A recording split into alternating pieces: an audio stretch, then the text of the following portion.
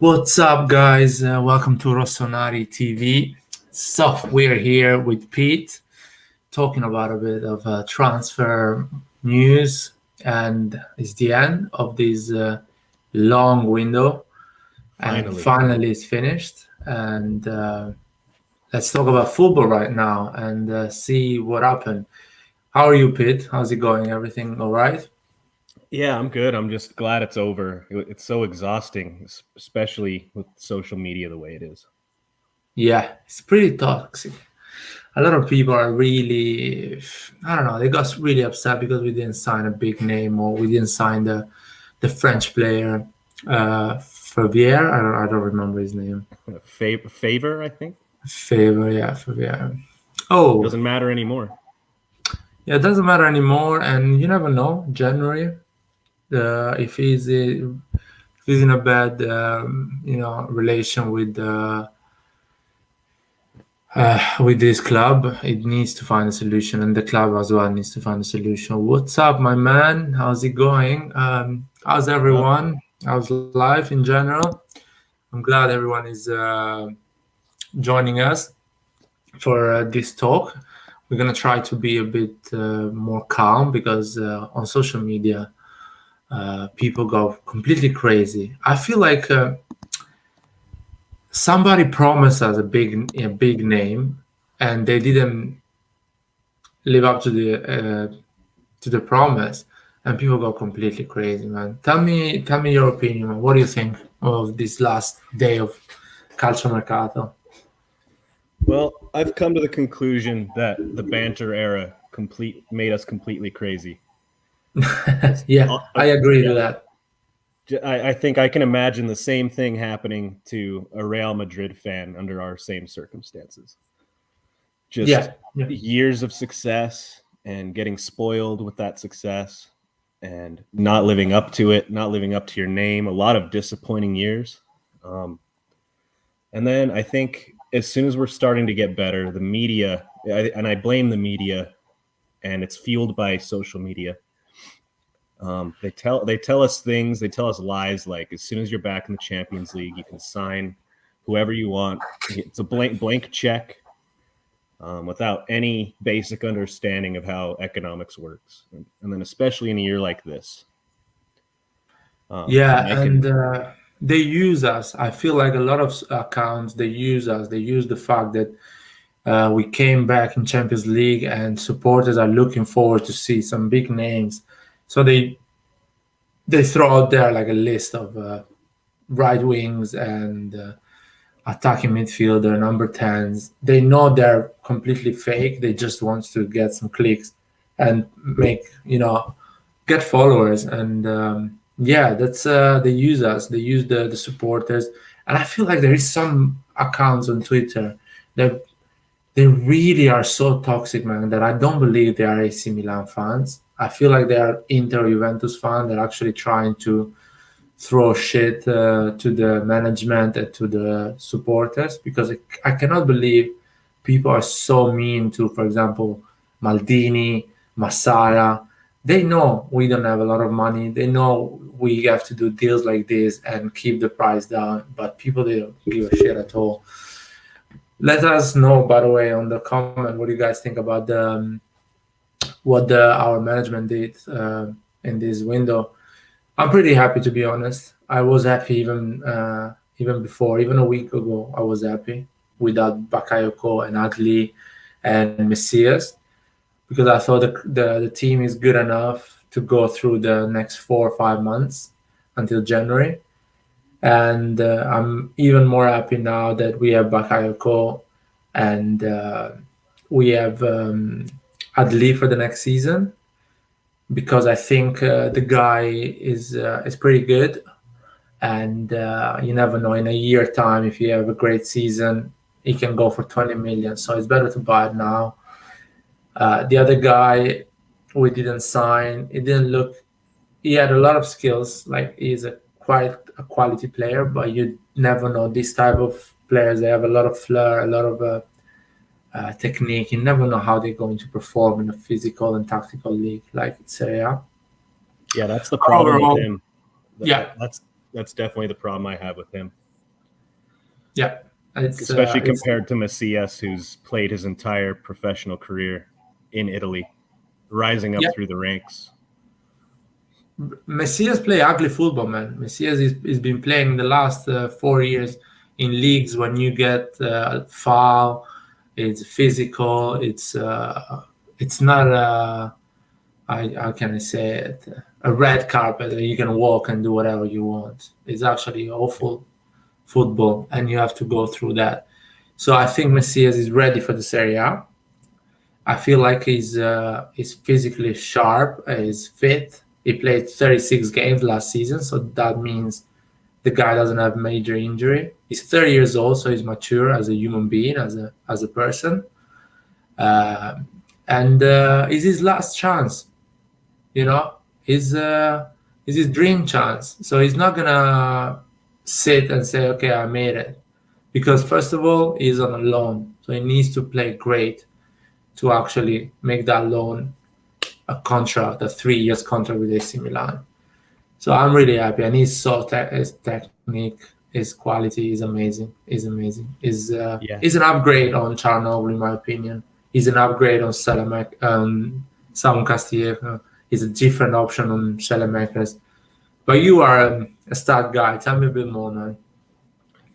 Well, I really like Messias. I love his story. Number one, because he's all of us, you know. Yeah. And even more so, he's just the everyman, struggling to find a life in Brazil. Moves to a brand new country with a young wife and a child, and working. Ironically enough, when I was like 20, 21 years old, I was a delivery guy while I was going to college. So he's like living my dream, but he actually has skill. But yeah, man. No, I was in Italy at that age, 24 years old, and I was playing at the similar levels he was playing. And I was working in the weekend, studying and during the week, and in the weekend I was playing football and training two times a week to play the Sunday or Saturday game. And it was so tough, man. It's really hard to actually train and perform in the weekend and have your life without getting paid, because these people don't get paid. They have to do it because they love it. Yeah, he has to go to training on these Serie D, Serie C teams, and then go back to his normal day job. Yeah, and I mean, no agent. He really fought for his dream. I don't see him being a flop.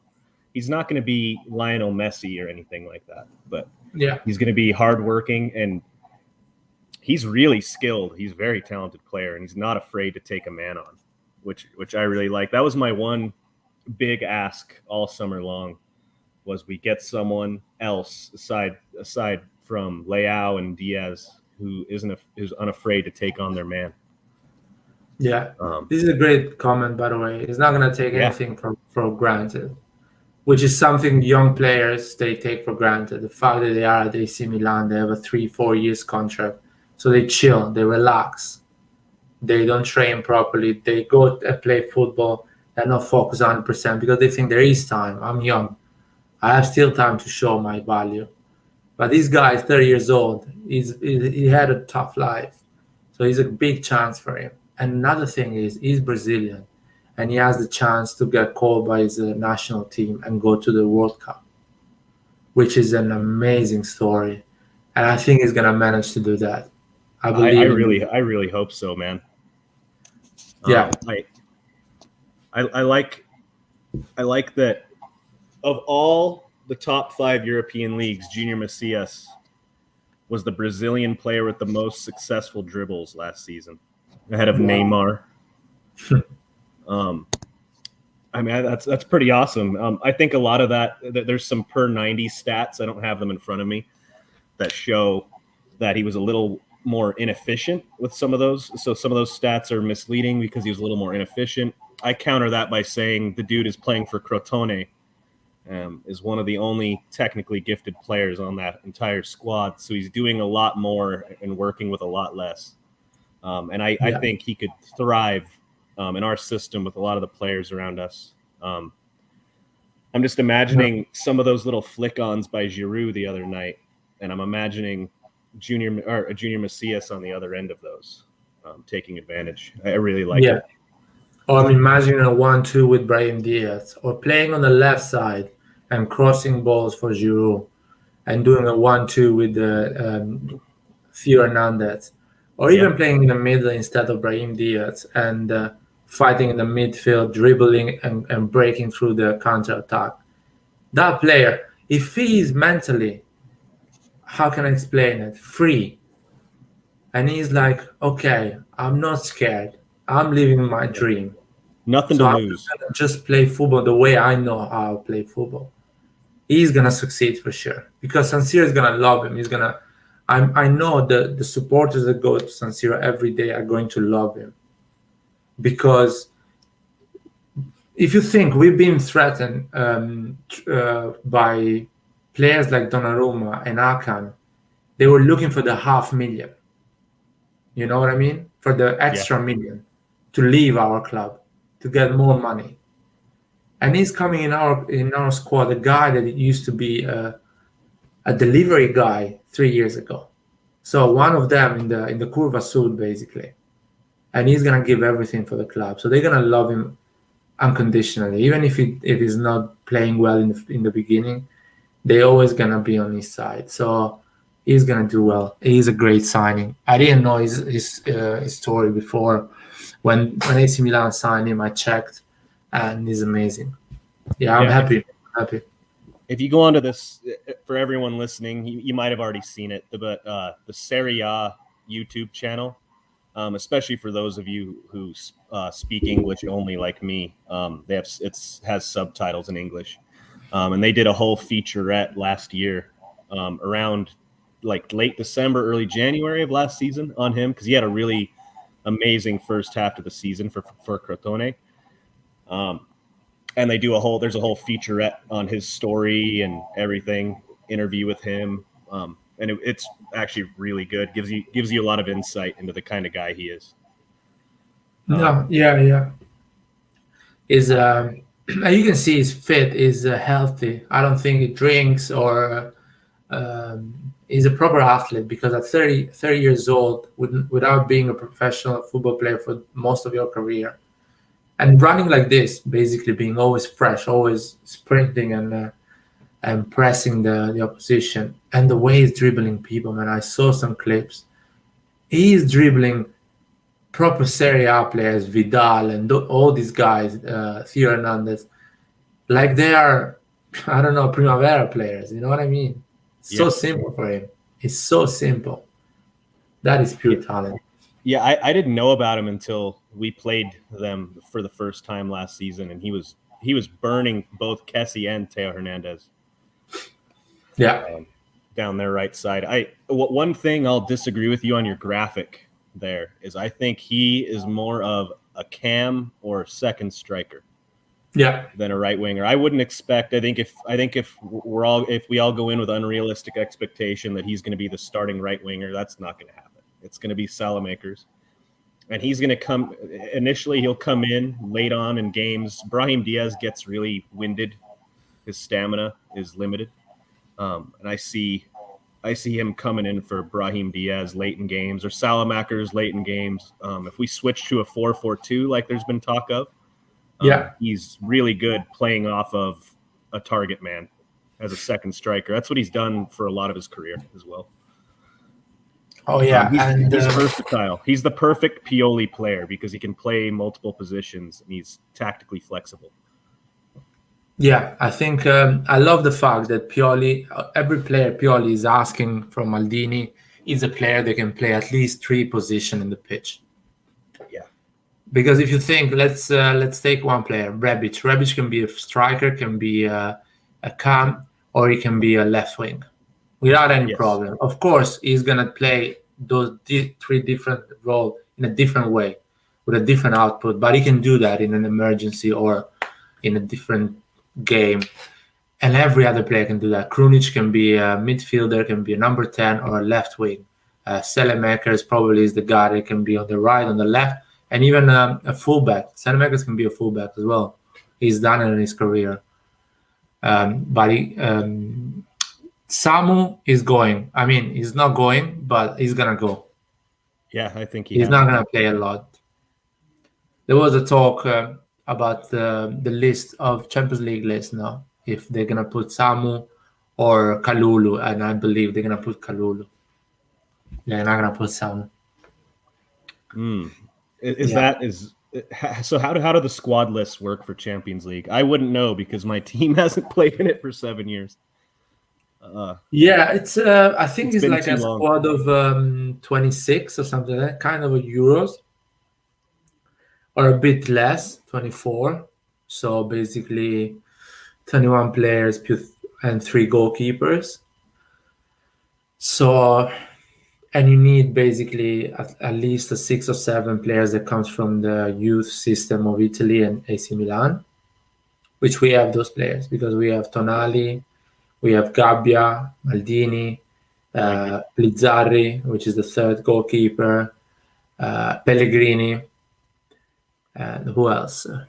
Because Romagnoli probably can be in that list. Florenzi as well can be in that list. Calabria for sure. So we have a lot of players that can go on that list. And I think Samu Casti and Conti, they are not going in the Champions League list. No, I think they'll be sold in January, if I imagine, unless we have a horrible injury crisis. Yeah, people are quite scared about this injury crisis, but hey, that fucked us up last year. That's the problem. That was our main obstacle. Yeah, I had a big. I mean, I don't know if you were here when I talked with Anwar and who else? Oh my god, I don't remember. And Antonio was here as well, and Nathan was. We were talking about that. Yeah, we were talking about the fact who would you play against Lazio and against Liverpool and against Juventus, because now you need to rotate players. And their opinion was you start with the best team every time and you change them on the minute 60 or the minute whatever 65 and something like that to keep them always fresh. And I disagreed, for example, because some players, they need more minutes to get in the game. Especially when you start the second half, you don't start the game 100%. Like, you're not straight away in the game. You need those 20 minutes. So some players need the 90 minutes, the 80 minutes to perform. And they are football players. They want to play a lot anyway. So I prefer to actually rotate players from the starting 11 and always have different formations. So everyone is always motivated. Everyone is playing. Everyone is happy. And everyone is concentrated. No one is giving up, Yeah. Concentrated the cause. That's my opinion. What do you think? I completely agree with that. And I think we're much more well-rounded depth-wise this year now compared to last year. I think going back to the Mercato, the one complaint that I think is valid out there is that because I see Messias as more of a number 10 type.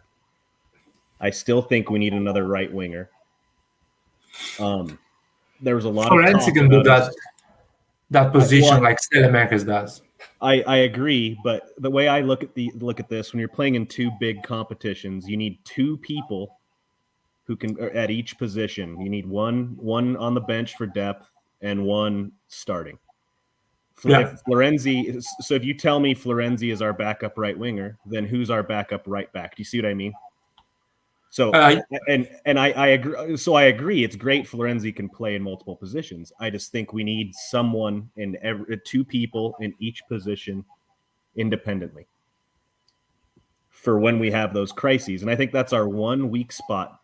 But other than that, we've filled out the squad almost perfectly. Yeah, for example, Messias, you say he's a number 10, and I agree with you. Basically, looking at the stats, he likes to play in that position. He's always around there. He can do both, obviously. So. But we know that Pioli likes the right wing, and we see Selemakers coming in the middle and going even on the other wing and asking for the ball. So that's why Pioli needs a player like Messias that can actually confidently go there and dominate the game like he's a number 10. even if he starts as a right wing. I don't think Brahim Diaz can do that because I don't think Brahim Diaz he has the strength to do that. So Brahim Diaz is going to be always there in the middle. So if you, let's say you have some injuries and available players are Rebic, Brahim Diaz, and Messias, I think Messias is going to be sacrificed on the right, Rebic on the left, and Diaz in the middle.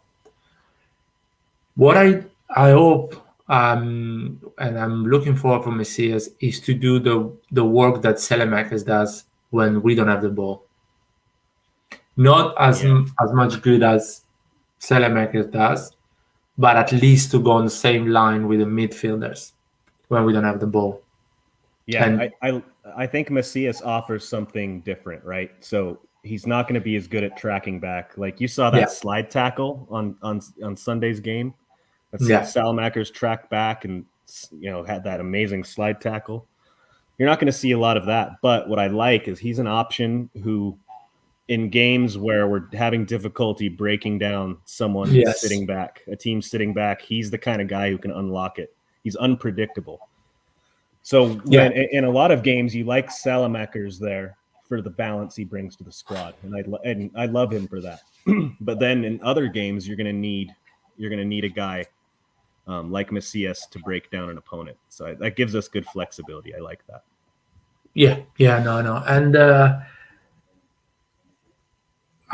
people were kind of some people were shitting on Rebic. I don't know why they do that, because Rebic is a player that always guarantees 10 goals a season and 4 or 5 assists.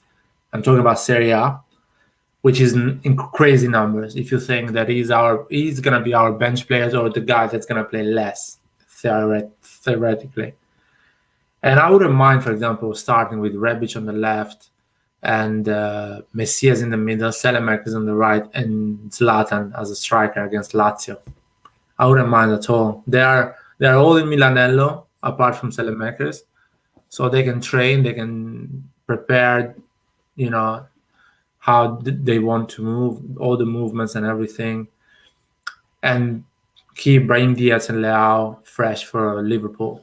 That's my thoughts. But that's it. Yeah. I don't even think we need to worry about who is gonna. I don't think we'll have a definitive starting attacking 11 4 players. It won't be definitive. I think we have enough variation there, players who do things a little bit differently, that it keeps us unpredictable. Do you remember the season? I can't remember the exact years off the top of my head, but the season Antonio Cassano came. Yeah, I remember. It was the season we won the Scudetto. Yes, and we had, the amount of options we had in attack that we could just from game to game switch in and out, like Robinho, Pato, Zlatan, Cassano, all these different looks, different styles for different opponents, and just overwhelm opposition. I'm starting to see that take shape for us. I think like I said, we're one piece away from being perfect, and I think we'll get it in January. Yeah, much like Cassano came in. Didn't he come in the January Mercato that year as well? I think he came in the January Mercato from Sampdoria, if I'm not wrong. We just need our Cassano now. We need one more piece. Listen, everything can happen, man. If we're looking good and we are smashing it, and the team is confident and we get through the group of Champions League, I'm pretty sure Maldini is gonna bring a class player to put forward. And let's see. Hopefully, because that means we're fighting for something big in January, and people wants to win, and some people are going to be unhappy to stay in the small clubs or clubs that are not winning anything, and they want to move to a team that actually there is a chance to win a Serie A. What I can say is the midfield now is looking pretty good, so it's really hard to choose who is going to be the starter, because even Bakayoko is pretty good. He's a beast, I would say. For those of you out there in our Milan fandom that are complaining about our squad, compare it to that last season with Gattuso, where Bakayoko was undoubtedly our best midfielder as after that season ended. Now he's arguably fourth best coming back. That's how much our squad has improved around him. Yes. And the fact that it's really hard, apart from Casino, which when he's fit is for sure the best player, it's really hard to choose who is going to be the one playing next to him. And another thing is, the squad is so good that Kessie coming from an injury, you're not sure you want to risk him. Before we were like, Kessie coming from an injury, straight away play him because the other one are so shit that Kessie 60% is still better. Now the team is looking good, man. And I don't understand why people that they write on Twitter that we didn't improve at all, we are the same team before, they don't watch football. That's ridiculous. It's ridiculous. They don't watch football. They don't watch the player moving in the pitch. That's the thing. No, that's completely ridiculous. The amount of signings we made this year, and then not to mention our Primavera squad. I saw a graphic of what that's going to look like next season compared to last season. I saw a side by side. Holy crap, man! That's a good team too. The Primavera, the Serie A Primavera has to watch out for us. Yeah, we got a lot of good signings there. We're going to have a lot of regrets in the future now because now we have a good Primavera. We're going to send them on loan. We're probably going to sell some of them, make some 10, 15 millions out of that. That's better than what we've been doing. Yeah, exactly. People are like, we cannot sell any player because we had garbage players. In the last 2 years, Maldini has been trying to get rid of garbage players, really poor players. Now, if you see the players we have right now, we can sell all of them now for a decent amount of money. And they have a market. And you can actually start to trade and buy other players. So, pretty happy, man. I'm pretty happy. And I wanted to ask Maignan, man. Maignan is insane, the keeper. What a player, man. I hesitate to say it, but I might just be a prisoner of the moment, but he already looks better than Donnarumma. Yeah, maybe man. Not in every aspect. He might not be as good of a shot stopper just because of Donnarumma's size and length, but his distribution, he's already has the confidence to keep his back line in order, shouting orders. I really like the way he plays. He's a very confident player. Man, it's like you're playing with 5 defenders. He's out there playing football with Tomori and Kier. He's moving the ball, man, left, right. He doesn't care.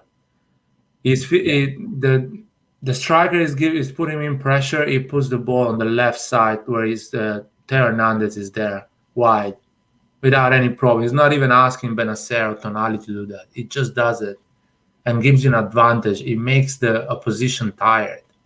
Yeah, and it's clear when he clears the ball, he's putting it in better positions. Sometimes Donnarumma's clearances would be really weak, and we'd be under another attack immediately. Yeah, and he's not precise. He's not going somewhere. It's just to kind of clear the threat.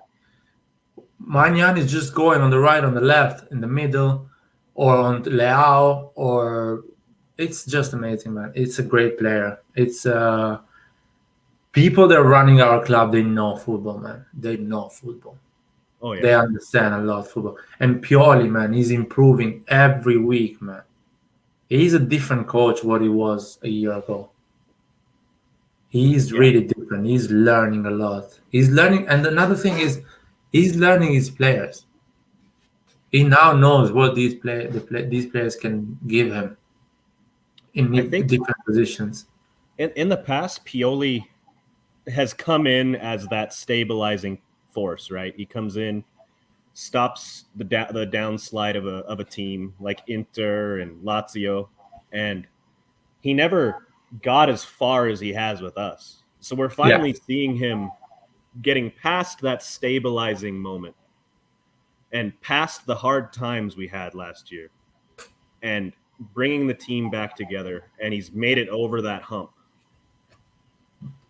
No, it's amazing. I want to see what he can do now, especially the amount of options we have. as well. No, yeah, and he studied the players the previous year. He knows, as I was saying another stream, he knows Benacer how long it takes for him to come back from an injury. Yeah.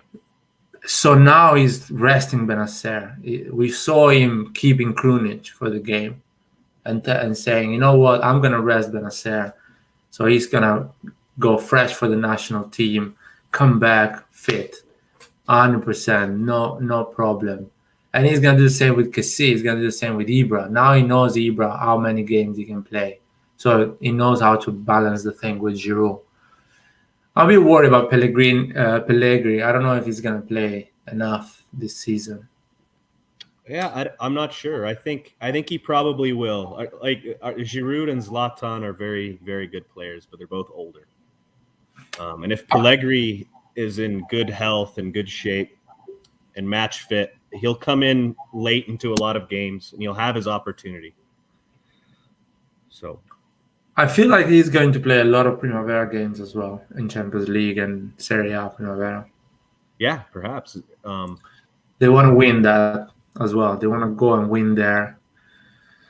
And I feel like they are kind of investing on the kid more like in a perspective, like let's see if this guy is fit or we can actually recover him and bring him back what he used to be before all these injuries.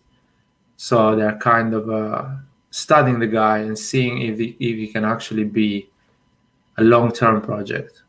Yeah, he's not a very expensive bet, and if he pays off, it's really going to pay off because he has a lot of the qualities we need in a striker. And he's big like Zlatan and Giroud is, but he plays a little bit differently. He's a lot faster, more athletic. Yeah, he goes more like on the type of player like Giroud is more than Zlatan. Man, the link up Giroud has, man, is just finesse, pure finesse. Oh man, that back heel to Leao when Leao failed to score. Oh my God, that was beautiful. And it's just the beginning of the season. These guys have been doing like 4 games together. I know. It's just crazy. And Brahim Diaz is growing and growing, man. And have you seen Nice? Nice is like winning all the games. He's like killing it in France. So we did a great game against them. Are they really? Yeah, they won a lot of games. I didn't know that. Oh yeah, they're the best team in France at the moment. It's that coach, man. That coach is a genius. He's the new Bielsa, or even more. He's the new big thing. He's the French Sarri. He's the French Saki. It is. He's really good, and probably he can be our next manager in 2 or 3 years. People needs to get ready for that. There were already talks of that. I don't even remember when that was. Maybe the beginning of the summer, or no, it was before we qualified for Champions League. There was talks of that if Pioli didn't make Champions League, he was the number one option to take over. I think he's gonna be one of the options for the post Pioli, the after Pioli. Yeah, I think so.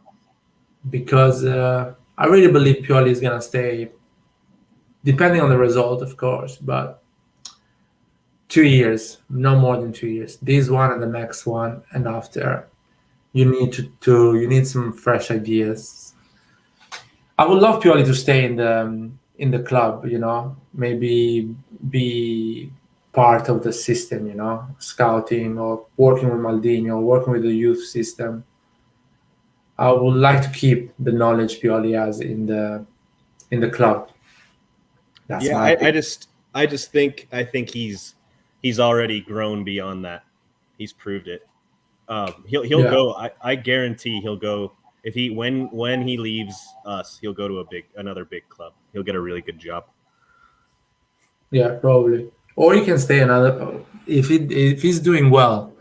If he's like achieving top 4 easily every year, believe me, they're gonna keep him probably. They're gonna say, why not? This guy is playing great football. He's always fighting for the title. Always young players. We are not spending a lot, and he's always delivering. So he can stay for 5 years. You never know. Pioli is improving. Is a different manager. I wanted to talk about. You know what? What do you think about Florenzi and Balotore? We haven't seen a lot of them. Do you think they're gonna play enough this season? I think Florenzi definitely will. Balotore won't play as much as Florenzi does because Teo just brings so much on that left side. And I don't even know enough about Balotore yet. We've barely seen him, so I need to see more before I make an opinion. But he looked really good. He's really athletic. He brings a lot of what Teo brings, and that's good because it keeps the balance that we like. Dallo wasn't able to do that last year. When it was just a little bit too different. We played a little bit too different. Weren't as dangerous on the left side when he played. Yeah, it's by the way, Roy's in the house. What up, Roy? Roy, I cannot hear you, man. Anyway, yeah, Dallo was a different player. He's still not. I think Dallo physically is still not completely sharp the way he has to be as a fullback. Sometimes he's a bit slow, but he has better feet and better knowledge than Theo Hernandez. You know what I mean? Yeah. On moving the ball.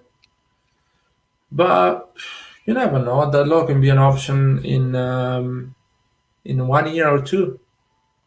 Yeah. Florence is just like how can I say, a patch for this year. Because, let's see. But let me address that comment right there. I saw that from a couple of sources. I don't remember exactly where. I would say we're not going to do that until we see if we can get a move in January, a permanent move. I think we'll try that first, and then if not, then I can see us terminating his contract. Yeah, I can see a permanent move, like 1 million euro move, like we did with Musacchio. Yeah, it'd be best to get something for Conti. Yeah, you get 1 million for Conti, and I don't know. Let's see. Roy, man, are you gonna say something? Yeah, I can hear you. Hey, how's it going, guys? Oh, good, man. Good. How are you? Excellent. You got a lot outside. Yeah, you got a lot of background. I give the Mercato 10 out of 10. That's all I want to say. Me too, man. I gave it 10 out of 10. Not because we bought Messi or stuff like that, but with the money we had, we did our best. You couldn't do better than this. That's the amount of players we brought in and the amount of depth we now have. It was never a certainty that we'd redeem Tomori or Tonali or bring Brahim Diaz back, and we did those things. I give it a 9.7 out of 10 for me, and that's the best Mercato I've seen in years. So like almost the entire time I've been a Milan fan. So yeah, that was a great. It was a masterclass from Massara and Maldini. Yeah, with what they're working with, yeah, absolutely. Man, that was amazing. Roy, do you want to add anything about our last 3 signings? You know what is more exciting to me than the new signings is the fact that all the players are youngsters. There is a lot of youngsters, you're saying. They're literally like new signings. Yeah, Tonali's like a new signing, just the way he's playing. Yeah. And Leao as well, if he continues as he is. And Diaz is a completely different player. Diaz, man, I know they didn't give to him the goal, but For me, Diaz has 2 goals and an assist at the moment. 2 games. And no, we have to go with positions. You can't do that. no, man, I don't care, man. I was brought up in a different football, man. Inzaghi got that goal in the final in Champions League, so Brahim Diaz is gonna get that goal. I don't care. Stupid Serie A. Somebody wakes up and change the rules. That is a Brahim Diaz goal. I don't care. Yeah, he changed completely the direction of the ball. Yeah, I looked at the angle on that, and I heard some people saying that the reason they gave it to Leao was because it was going in anyway. I'm not convinced of that at all. The goalkeeper was going the right direction. Yeah, and even that's so stupid because doesn't mean anything. No, it doesn't. Brahim Diaz changed the direction completely. It doesn't even chip the thing. That completely changed it. Goes in the opposite direction. So, but anyway, I don't even care because hold on. Hold on. Hold on. The rule is if you shoot towards goal and it takes a deflection, then the shooter gets the goal. That's the rule. Yeah, but it's a stupid rule because depends on the intensity of how the ball changes. Because if the shoot is really weak and somebody just changes completely direction and goes on the other side and it scores, you're not gonna give the goal to that idiot that shoot really weak. Sure. So I understand the rule and I accept the rule, but for me, it's a Brahim Diaz goal. I don't care. I make the rule. It makes no logical sense, but I'm giving it to my man Brahim as well. Brahim is our idol, man. They already have a song, the Kurva Suda, about Brahim. I'm not an artist, but if I were, I'd be building a statue of him right now. Yeah, man. I love that man. I just love how much he loves. He looks like he's having fun, and he loves being a Milan player. I love that. It looks like he's in Disneyland, like a kid in Disneyland. Yeah, I mean, I just imagine if Lucas Paquetá had even a tenth of the enthusiasm that Brahim Diaz does. Exactly. That's or Piontek. I think because Pioli brought such a great environment, and these kids as well, they brought a great environment as well. Putting young players around, a lot of young players in a team like this. Just the vibe is different. Yeah, everyone is happy. It looks like everyone is living a dream. I think that's a credit to Pioli and Zlatan. I bet. Yeah. I think Pioli, Zlatan, Maldini gave a lot of calmness, to the group. Yeah. There was a comment saying that people were worried about KC. Yeah, we do need to talk about that. That's the next big thing that there's going to be a Twitter war over. Oh yeah, they're already writing down. Like they're already telling KC you have to sign or you're not gonna play. See, that's these bullshit. People think I hate people think these players, they don't read Twitter, they don't go on Instagram. They really believe things like that. But they check, they see those stuff. Let me just say something really quick about players reading Twitter and Instagram. So as I'm sure you remember, last night there was a lot of negativity directed towards Messias. Yeah. And because they were saying that's who we were going to sign, and we ultimately did, right? Yeah. So there's a lot of negativity today on Twitter. A lot of the people on Twitter, and myself included, we had a campaign where we all went to Messias's Instagram and we left nice messages welcoming him. Yes. And I thought that was amazing. There were, I think there were hundreds. There were hundreds of them in every language. Yeah. He gained like 12,000 Instagram followers in like 4 hours. That's amazing, man. That's how you should treat your players, man. If you are a supporter of a team, you have to love them. Of course, you can criticize them at the end of the game. He missed the goal. He didn't play well. I don't know. He was lazy. You talk shit about Çalhanoğlu. Well, Çalhanoğlu, I'll talk shit because he's a snake. That's different. And Roy, let's be honest. He was a Milan.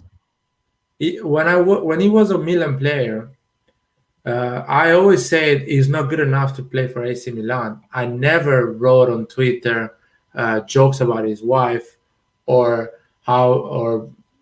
making fun of his hairs upside down and bullshit like that, or people editing compilation of how bad it is. I don't care about that. I'm not even tagging him in memes and stuff like that. For me, it was not good enough, and that's it. And I say that on the channel, and I'm gonna always say it. It's not good enough. Casti is a good second choice. I never said Casti is so shit. I hate him. He shouldn't be in the squad and stuff like that.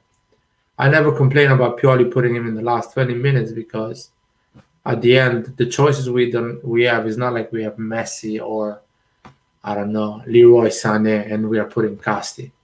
People are so dumb. They think Pioli loves Casti. How dumb there are people, man. Well, when you only have two choices on the right, of course he's going to pick Samu, and I understand the angst about that. I don't think Samu or Çalhanoğlu were bad players. I just think they had ample time to improve and become more consistent. They had tons of time to do that, and they didn't improve enough for where we're trying to go. And I think this is the right time to move on. Just move on. We're going in a different direction.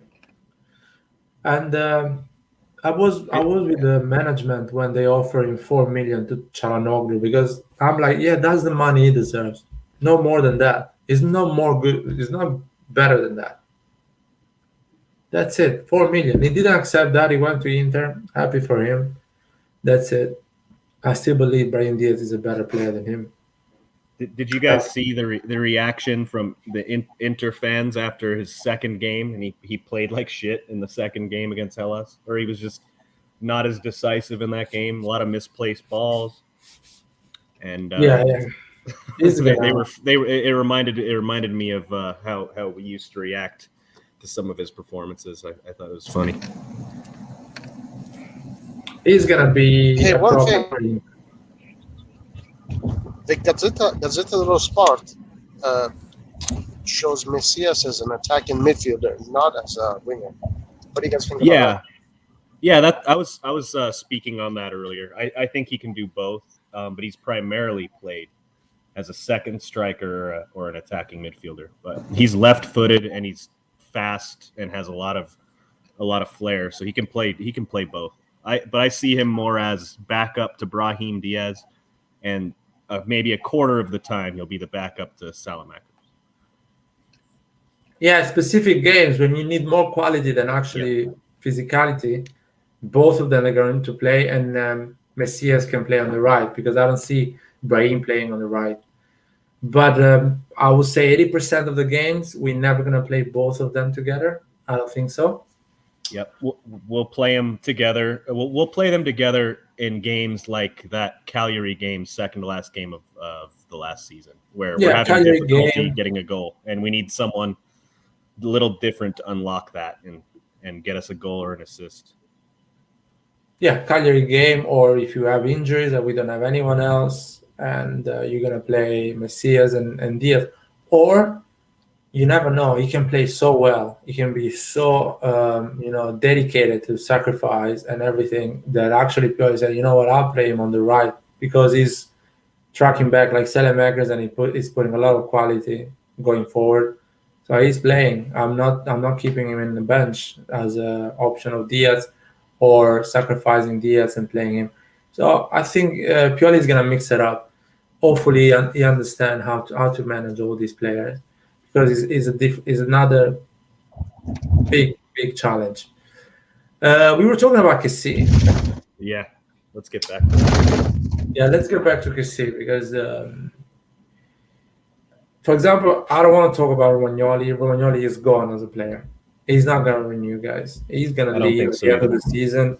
I don't know why people still talk about Romagnoli. Let's keep it in the squad. Great depth, and that's it. Kessie now. I hope he's going to sign in the next month and a half. I hope that. If he doesn't sign, in the next month and a half, he's gone as well, man. And we need mentally to get prepared in that and stop writing. Oh, I hope he's renewing. I hope he's. Just give up, man. That's it. End of the story. He's not renewing.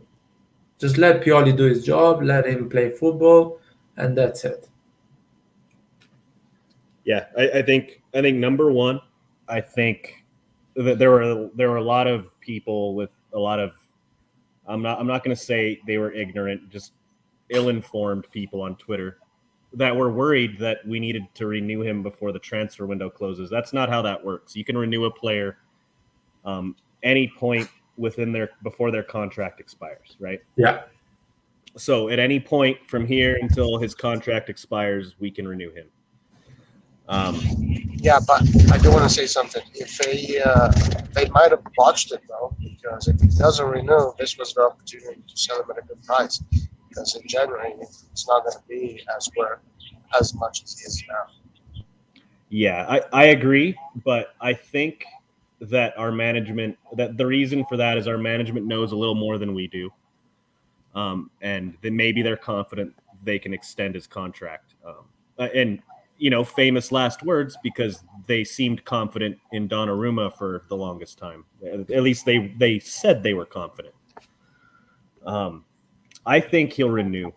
I saw that there were some conspiracy theories out there today that the reason we signed Yacine Adli and then let him back on loan to Bordeaux for the rest of the season is because we know one of Kessie or Benacer are going to be sold, or Kessie's not going to renew his contract by the end of this season. So now we have some backup for that.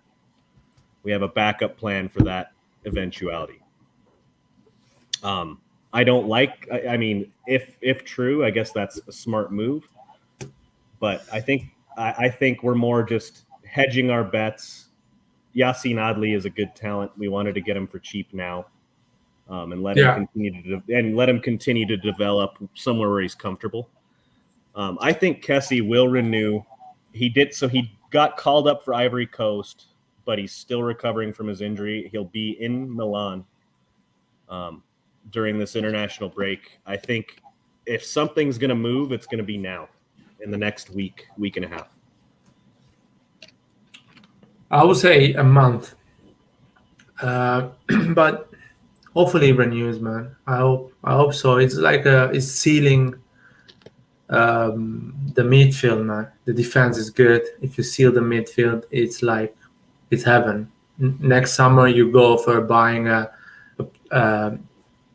big striker, a big name striker, a Vlahovic, or I don't know. You can even bid for Zaniolo, or you can go for. Help me out, man. Any young striker that is ready to go and he scores 20, 25 goals a season. Yeah, Patrick Schick, maybe. There is a lot of them. Yes. And a lot of them are coming out as well. I'm hoping Pellegrini becomes that young striker, but it's a big if. Yeah, let's see. I like Dominic Calvert-Lewin from Everton. He's a great player. I think he can suit perfectly for our system because he's good on link up. He's good like Giroud. Strong with the headers. He has pace, and he's 24 years old. But yeah, he's gonna go probably Manchester United or whatever club he's going to sign. Yeah, he's just going to be expensive for the mere fact of the league he plays in.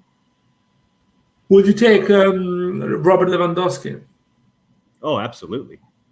35, I think it's going to be. No, he's my age, I think. I'd take a 60-year-old Robert Lewandowski. So let's go Bombastin. Yeah. He's that age. I would take Swan right now. Oh, man. I love that man. Yeah, he's Robert Lewandowski, 34 years old. Why not? Hey, he's still doing it, man. He already has a hat trick, at least one that I know of this year. No, he can do it. He's a born target man, I would say. He's going to score in every position. Did Berardi end up staying in Sassuolo? Yeah, he did. What happened to James Rodriguez? He stayed to Everton? Yeah, I think so. I didn't see anything. That's a really awkward situation. I'm glad we didn't go in for him. I really don't like that attitude. Holding your club hostage like that. That was crazy, yeah. Yeah, and not only holding his club hostage, but then talking shit about his club on Twitch. The whole thing. It was just it's so disrespectful. I mean, they're paying you. They're paying your wages. They're paying for you to sit there and talk shit about them on Twitch. What are you saying, Roy? You were saying something. I think Belotti is going to come. Belotti is going to come to Milan for free next year. In January. They extended him by a year. No. The summer. They extended him by a year? I thought they extended him by a year and added a release clause of 20 million. That's what I heard. Okay, that is they want to get something out of him. That's what we should do with Romagnoli. But you can't deal with Raiola. That's impossible to deal with Raiola. Romagnoli is not such a good person. Belotti is. I think they're similar. I think they're similar. They used to be really high potential young Italians who've fallen off a little bit over the last couple of years. What about Raspadori? Is he good enough to make the jump? I think we need one more year. I think we need to see him one more year, maybe. They just sold Caputo to Sampdoria, so he's gonna be the main man now. So let's see how he does. You know what? I really was impressed by Ricci, Empoli. Oh God, he's smooth, confident player. Wow! If Kessie goes for free, just give 20 million to Empoli, you solve your problem. He doesn't have the physicality of Kessie, but on the ball, probably is better than Kessie. Yeah, he reminds me of Benacer, not only because they both are from Empoli, but he's just very smooth, tight ball control, good passing ability. He is good, man. Roy, this guy is amazing. He's gonna get the place of Jorginho in the national team in a few years, 3-4 years. Oh, I don't know that well. I'll check him out. Did you hear that quote from Jorginho today? Yeah, what he said about Tonali? Say something. I didn't. They asked him if he has an heir in Italy right now. If there's a young player who's his heir, and he said maybe it's Sandro Tonali.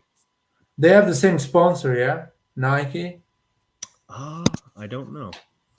Because Messi said my favorite right fullback is Calabria a few years ago, and they have the same sponsor, Adidas. Oh, yeah? Okay. Yeah, there is.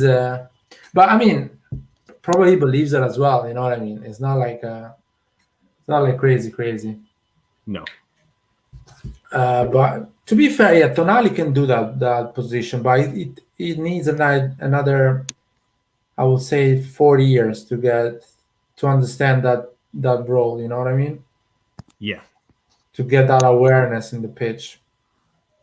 Yeah, he still needs a little bit of Tonali still needs a little bit of time, but he's improving, and I like what I'm seeing. I think a real test. Go ahead. Go ahead, Roy. No, finish your thought. I was just going to finish on Samuele Ricci. I think he's a lot closer to Andrea Pirlo in play style than Tonali is. Yeah. Ricci's. Have a look, Roy. Have a look. Watch some Empoli games, man. Yeah, he plays in the regista role in their midfield diamond. And you know what? Even the number 10 of Empoli, he's quite young. In 2-3 years, he's gonna be a badass number 10. Albanian superstar. Yeah, man, he's good. He looks like Grealish with that the arm. that has like yeah. But of course it's not. But he's gonna be a good player. Great number 10 as well. He'd be the perfect Brahim Diaz backup, I think. Yeah, I would love to have Brahim Diaz and him in the same team, you know. Both young, both reliable physically, you know. Yeah. But it's not going to happen. I think he's a player that, I mean, if Brahim Diaz goes to Real Madrid back, that can be an option as well. But you never know what's going to happen. A lot of things happen in 2 years. Go ahead, Roy. You were going to say something.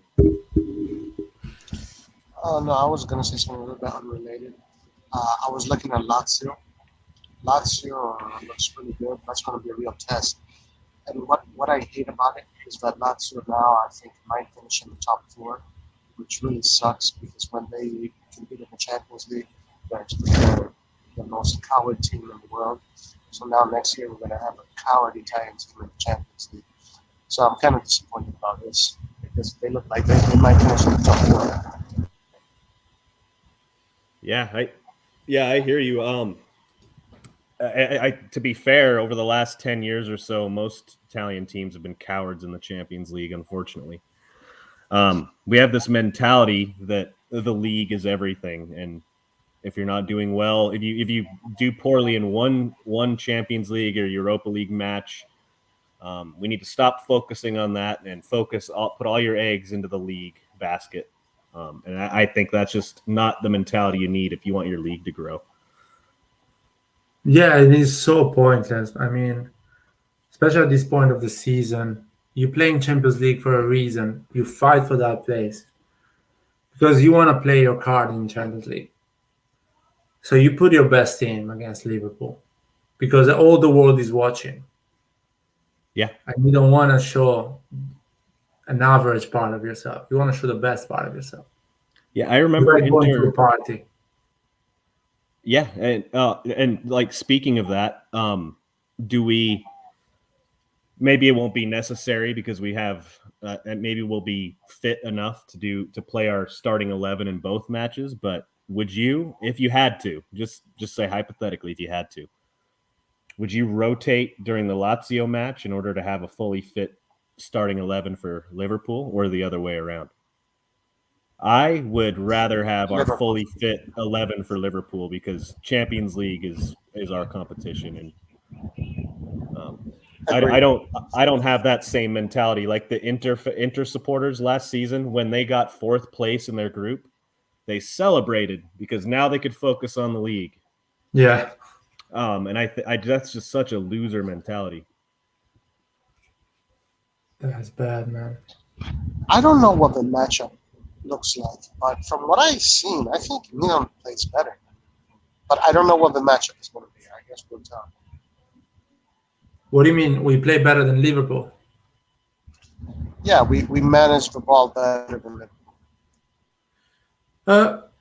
Can be. I mean, my concern is you're playing Lazio probably Saturday, and you're going to play Liverpool Tuesday. No, if you're playing Liverpool Wednesday, you're gonna play Lazio Sunday afternoon.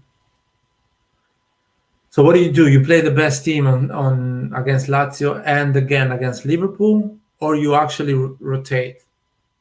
Yeah, I think you need to rotate. I think you need to rotate. I don't think Giroud can manage a game Sunday and a game Wednesday with the same intensity. Because that's the question. The same intensity. But I think I'm not 100% sure about this. Maybe I don't know if it's already on the calendar. I guess it already is. Are we playing Sunday then Wednesday or Saturday then Wednesday? Sunday then Wednesday. It's the 12th and then the 15th.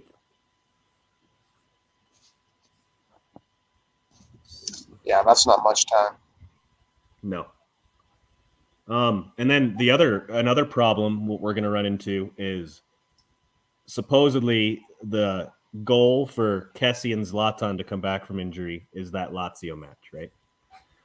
So if you want those two to be match fit for the Champions League, say you want to play Zlatan, that's your goal. You want to play Zlatan against Liverpool. You need him to play against Lazio just to get back in rhythm with the squad, or do you just play Zlatan in the Lazio match and then trust in Giroud for the Wednesday match against Liverpool?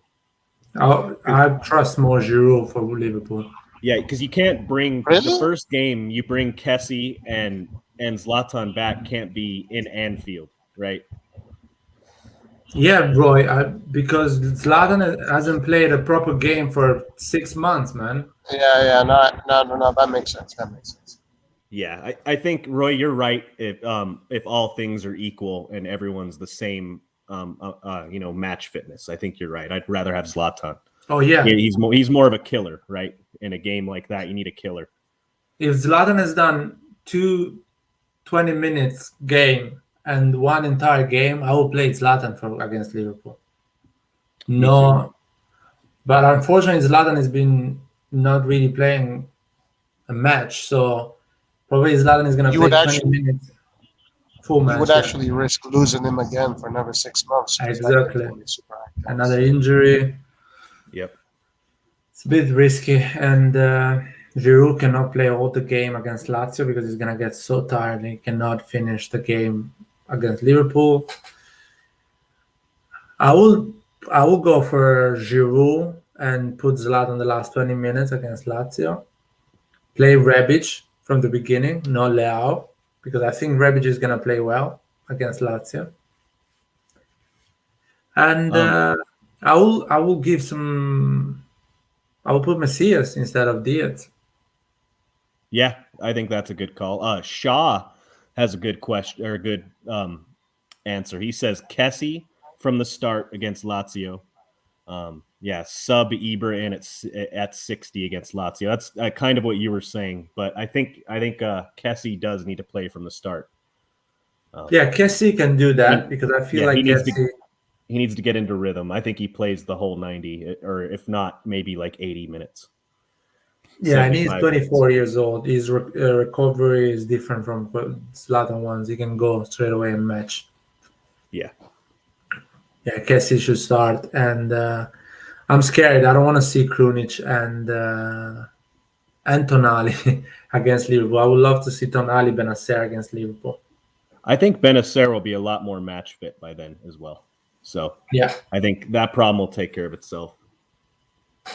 Yeah, but it's an important game. Liverpool. We're not allowed to lose against Liverpool.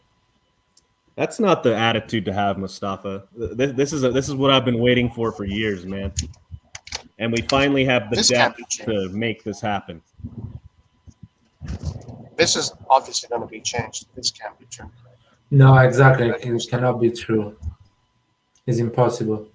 Let me see. No way. It's 2 days difference. No way. There should be at least 3 days. If you're playing Tuesday, usually Serie A allows you to play Saturday. Yeah, that's not going to happen. They're going to change it. If that's what's on the calendar right now, they're probably going to change it. Yeah, I agree. I mean, to be fair, 26 is Saturday, 27. No, it's impossible. No. 26 is a Saturday? No, they're gonna change it. They're gonna change it because you need at least 3 days. It should be at least 25, 28. Yeah, so the 26th is a Sunday. 28th is that Tuesday. I think that game moves back to the 25th. Yeah, they're gonna move it 25th. We play Venezia midweek on the 22nd. And I think we put that Spezia match right in between those two, right on the 25th. I bet that's what happens. Why there is a midweek game against Venezia in the middle of the Champions League and Europa League? I know. That's why Inter is so excited when they get knocked out of the group stage every year. Because they're sick of all those midweek games. Anyway, we have players that can beat Venezia. Definitely, we have players that can beat Venezia. But you know what? I mean, we've done this before where we play Champions League, Coppa Italia. I mean, they know how to manage the team. It'll be fine. To be fair, 7 years ago, 8 years ago, the calendar wasn't so tight because they're doing it for the World Cup. They need to finish early so they can start early the season before because the World Cup is going to start in December.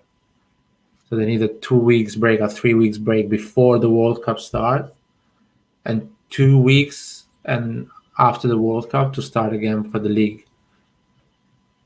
So I think every league is gonna finish. I don't want to say something stupid, but at the end of April, something like that. Oh, really? I didn't know that. They're gonna compact it. Yeah, They They're want to gonna finish start early. the next season. So Even is the earlier. World Cup happening between? The World Cup is happening in mid-season. Yeah, in It's the winter. December. It's happening. It's starting in the end of December, so Christmas time, and the final is gonna be end of January. Is that a? So what happens Is to that- the leagues? The league is gonna stop and come back mid-February, something like that. What a mess. I hate that. And basically, the league is gonna start end of July, end of July. Is gonna start the league. They're gonna play in August in the heat. I'm looking at this right now, and the group stage of the World Cup is on November 21st, 2022. What? Yeah. And then let's see. Hold on. Let me see when the final is. In November? The final is on December 18th. Oh, so finish at the end of December. Yeah. Yeah, wow. November is when it starts. So is this is this due to weather? I don't really know much about Qatari weather. Yeah, it's too hot in the summer. Well, no offense to anybody who may be from Qatar, but it never should have been in Qatar in the first place. But that's a different story for a different time. Yeah, no, and this idea of the fact that you are going to play these World Cups in every country in the world is so dumb, in my opinion. I understand everyone wants to get involved in this big party, but just stick on the nations that actually have a bit of culture in terms of football, or actually have the infrastructure to host an event like this. They already have stadiums, they already have a league, they already have a big ready to go, you know. Don't put these big massive stadiums in countries that don't know what to do with that after. Just to put this in perspective for everybody, I live in Utah, so one state, right, in the United States, and it's one of the smaller population-wise, right? Within like 20 miles of me, there are more World Cup ready stadiums than there are in most countries in the world. Yeah, that's true. It's completely true. I don't want to start an argument, but I disagree. You disagree? Well, you should work for UEFA, man. UEFA does because they make money. They know it's not right. Who says you don't? You've Are been you Chefrin? He's been Sepp Blatter this whole time, and we didn't even fucking know. I'm his assistant. Roy, where are you right now? New Mexico? Texas. No, he's in Switzerland. He's in Switzerland with. He's in Switzerland, man, in the office. Yeah. With all the UEFA guys. Guys, wait. So, give me a rundown. What are your Mercato ratings out of 10? Oh, 10 out of 10 for me. Same here, 10 out of 10. A 9.75 out of 10 for me. What about you, Antonio? 1 second, guys. I'd say like an 8. If now that I think about it. An 8. Why? Why you say 8? Yeah, tell us why. The only reason why I say 10 out of 10 is because Costa's staying. That's because you're a Juventini. Casti's staying, man. Juventus is being mocked all over the world. Play. But I want to hear Antonio. Why is 8 out of 10?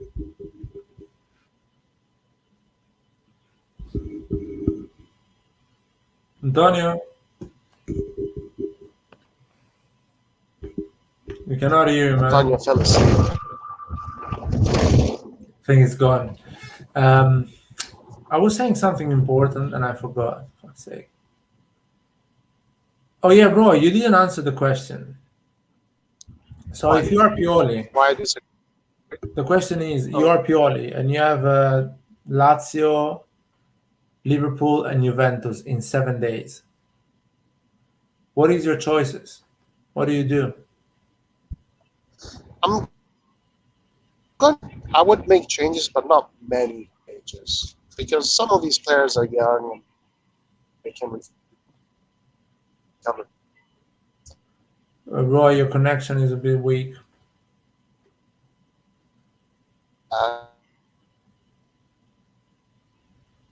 Nothing. Yeah, you're cutting out quite a bit, Roy. You're cutting out, man. Antonio's gone. Sorry, I'm back. You're back. No, really. Since we're lucky because we have a very young team, therefore the players don't need that much time to recover.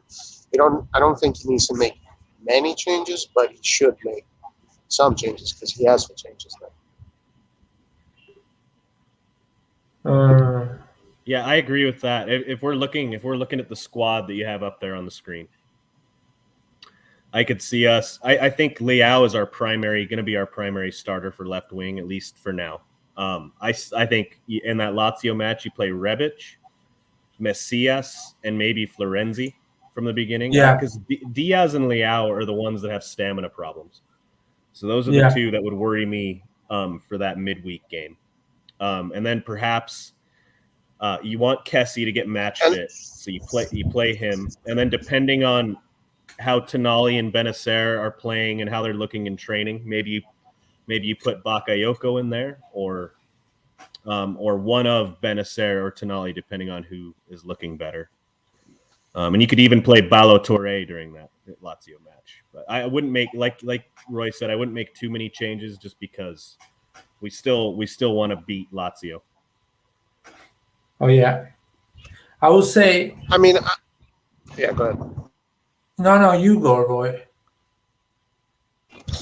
No, so I think also because we have the 5 subs too, he can also manage that. He can. I think it's doable. It's pretty easy to do enough rotation not to tire everybody out. Yeah, I was saying because the way Liverpool plays, which is Trent Alexander-Arnold and Andy Robertson, they just go forward. Plus, you have Salah and Mane. The people that actually run, they are going to run a lot and sacrifice a lot in that game are going to be Leao, Selemakers, Calabria, and Theo Hernandez. Or even the midfield as well, because they're going to cover a lot to help double them up, during the game. So these players, they need to be 100% fresh, fit, not tired, ready to go. Yeah. And the good thing is Liverpool always plays the same players. It doesn't change a lot, but they are quite physically fit, so they always push a lot. But that can be helpful for us. If we manage to rest our players and to go in that game fresh, we can do a great upset to them. Yeah, and I can guarantee Liverpool play their best 11 against us. Guaranteed. Yeah, they're going to play our best 11 against us, and in Premier League, they're going to play the best 11. Yeah, I'm sure you're right, but especially against us, I don't see. I see Jurgen Klopp taking us really seriously. He's not gonna sleep on us. Yeah, and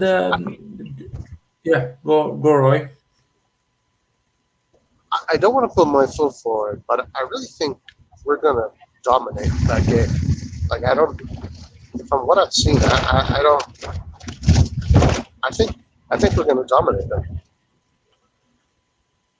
No, Roy, dominated. No, that's a big word, man. I'll tell you why we're not gonna dominate the game. Because Liverpool is quite good on attacking and in transition. They move the ball from the defense to the attack they are really good. They go quick, like with 3-4 passes, they are already attacking.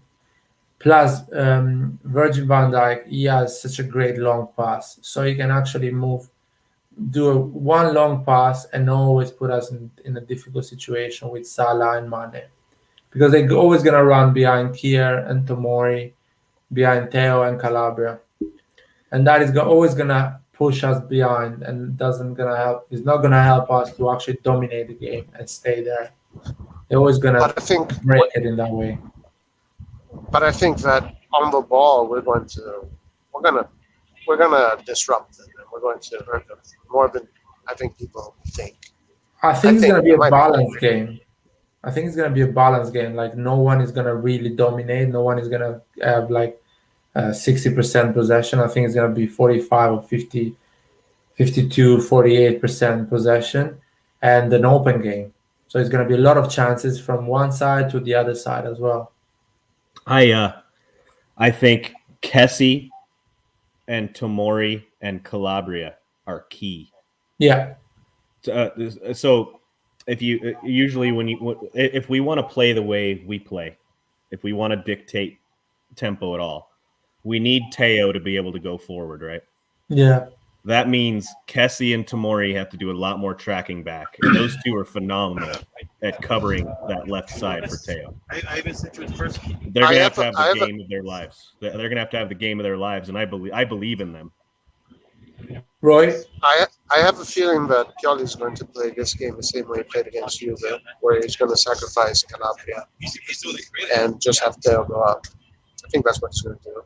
I think it's a great idea. Yeah, I think Calabria sits back. I agree. Yeah, Calabria sits back. I hope Pioli builds construct the game around Leao, because Trent Alexander-Arnold is so weak defensively. I remember all the goals from Real Madrid got against Liverpool. They were all mistakes from Trent Alexander-Arnold on that side. And even in Premier League, he does a lot of mistakes. So if you manage to put balls behind Trent Alexander-Arnold or in between Matip and Arnold, you're always going to be dangerous, always going to create chances. And we need to go there on the left side. And thank God we are good on that side. Our best side is the left side. So we need to push that side. And Theo as well is good. So he needs not to get intimidated by Trent. So as you say, Kessie has to do both the part, the attacking side and the defensive side, spot on, because if you see Theo going forward, and Tomori as well needs to go on the left, it's gonna be literally a centimeter game, man. You need to cover the pitch perfectly. You could make an argument for Tonali starting alongside Kessie, just with his ability to track back and his speed. We're gonna need speed tracking back in that match. Yeah, it's gonna be fun, man. It's gonna be a beautiful game. I hope there is no red cards or weird stuff, that ruins the game. You know what I mean? Mistakes or penalties. Sometimes penalties just come out of nowhere. Oh, it's gonna be an open game. Just update on this piece of news. Another Primavera player kind of went under the radar and was signed. Rohit sent me this on Twitter just now. Makengo? Yeah, I think that's it's his name is Clinton Enciala, but I think it's also Makengo. It's Enciala-Makengo. Yeah. He's a defender from Nantes. Yeah, he's like 16.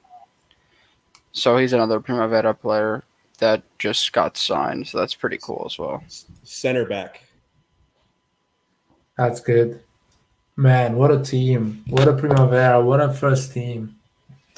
Yeah. I finally recognize my Milan, man. We're getting there, man. Excited about. We're slowly climbing back. Seriously, man. We are the most solid Serie A team at the moment. Yeah, like the thing is this, like I see a lot of negativity because of the Mercato from some people, and then positivity from others. Like it's either you're really happy or you're like upset with what we did. I think we're in a decent position. Do I wish that we could invest a little bit more in the attack? Yes, maybe to really try to push for the Scudetto, but I think we can still win it now. Most people say that we can't, but I think we can still win it with this team. It's just going to be harder because we have to outperform some teams. Antonio, I think so. I agree with you, but I think what we did is right. Just because we've kept the balance in our attack. I've thought about this. I've had a lot of back and forth in my brain about all this, right? It's the reason I gave us such a high mark is we addressed our depth. But if you think about where we're sitting now, we're looking really good. We're a lot better off than we were last year. And I think we see where we're at in January. And that's when we go in for that attacking player if we need that reinforcement, depending on how the season goes. There's a lot we can do in January and a lot more time after January. If we bring in a new signing, then I think that's where we're looking. Yeah, we have a lot of players. Like if you think about it, because we kept Conti and Castillejo. Like I don't think. People are saying that Conti's just going to be released, like his contract's going to be terminated. I don't know if that's going to happen. Yeah. Like, so is he just going to be like? But he's never going to get any game time unless he like impresses for some reason. So it's a bit weird. We definitely have depth. Like we have like so. If you look at just in the picture, we have 3 strikers, 3 right wingers. Number 10 is a kind of scares me because our backups are Maldini and Krunic, and I don't know if they're the best number 10s. I mean, they are. That's their position, but I think Messias is also. Messias is our backup 10, I think, realistically. I think Salamakers and Florenzi on the right, Diaz and Messias in the middle. I think that's more what it's going to look like. Yeah. And then we have 2 left wingers, 2 left backs, 4 right backs. And then 4 good center backs, plus Kalulu can play there. So, and then our midfield is good. So our depth is really good. It's just, I mean, look, I was thinking in my head as well, like after the Cagliari game, I know it's just Cagliari, but our attack looked really fluid with Diaz and, the way we were playing. If we can keep, and we scored 4 goals. Like last season, we were consistently scoring 2 goals a game, but we usually didn't score over 2, except in a couple. Of course, there were games where we scored more than 2, but we didn't have too many of those games like the other teams where we just popped off and got more than 2 goals. Like, I mean, we did have the games against Torino, those games where we scored 3 goals, and just to kind of show to increase the amount of goals scored compared to the other teams. But I still think we were consistent, but we weren't getting those types of performances. But now we started off with our second game where we scored 4 goals. So I think if we can, keep the attack fluid, Giroud is really good, and Diaz can really be amazing this year. So I'm really excited. I'm excited as well. And another thing is I mean, I know here we are all understand it, but we knew that this mercato wasn't going to be Ronaldinho, Pelé. It wasn't this mercato. It's not supposed to be this mercato. This mercato was supposed to be what we can do, which is what we did, which was just reinforce the team with the players that we could buy. We're not in that position yet. So I think Larry said this earlier, for what we can do realistically and what we did, it's excellent. We did a great job. Milan, they did a great job. Roy, so you probably have talked about this but I wasn't able to be on earlier, but have you changed your opinion at all about Messias? No, but I'm pretty sure he's going to do fine. I'm sure it's going to be like a Maignan kind of thing. I mean, obviously, I was hoping for a bigger name, but I'm pretty sure that, you know what? One thing that really, because they're looking at stats and the Moneyball thing, right?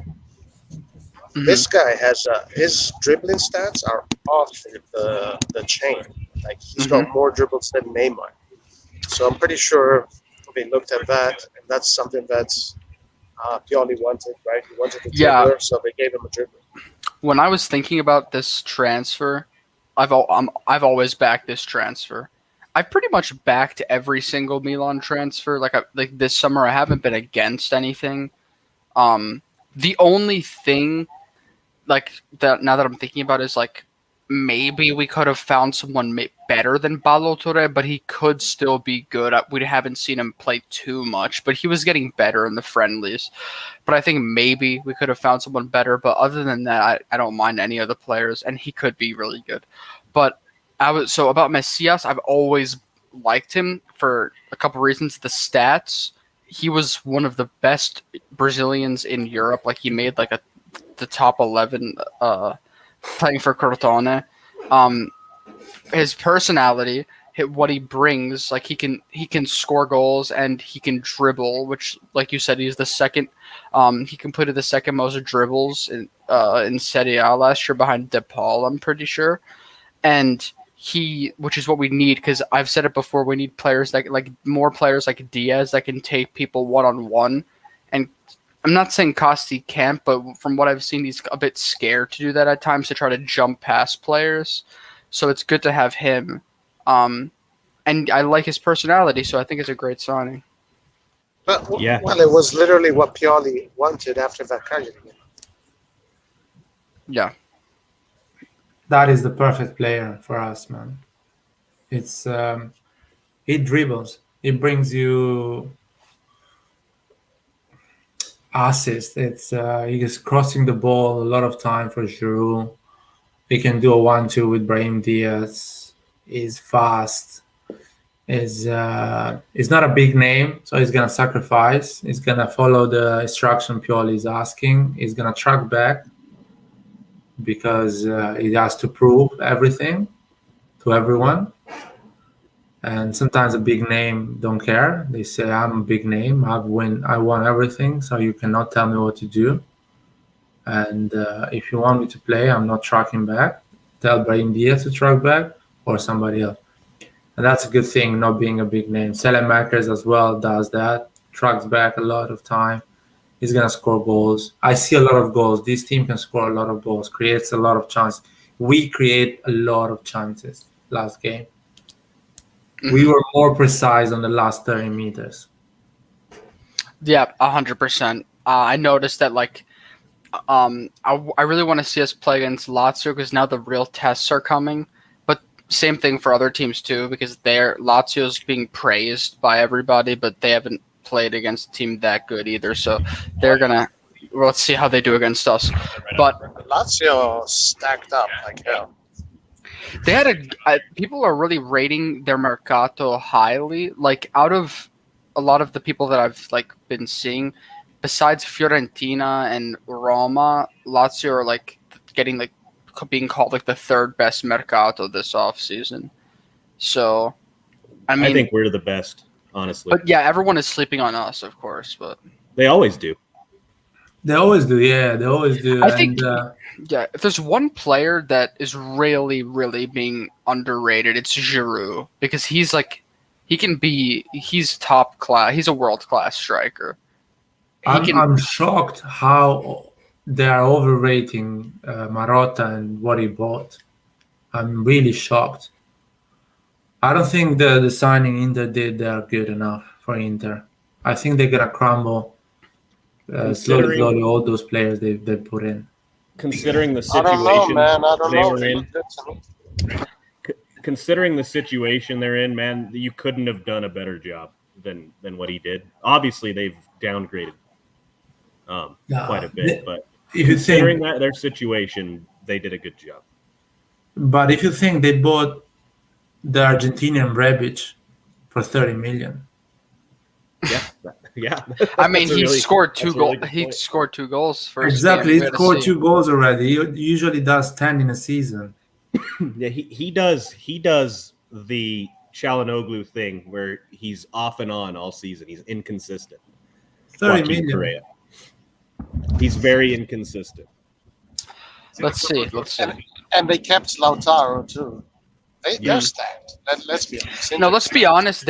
So now that Ronaldo, I wanted to do an updated predictions because I'm gonna be honest. At first, I had Juve at top, but now that Ronaldo's gone, they're definitely not the favorites anymore.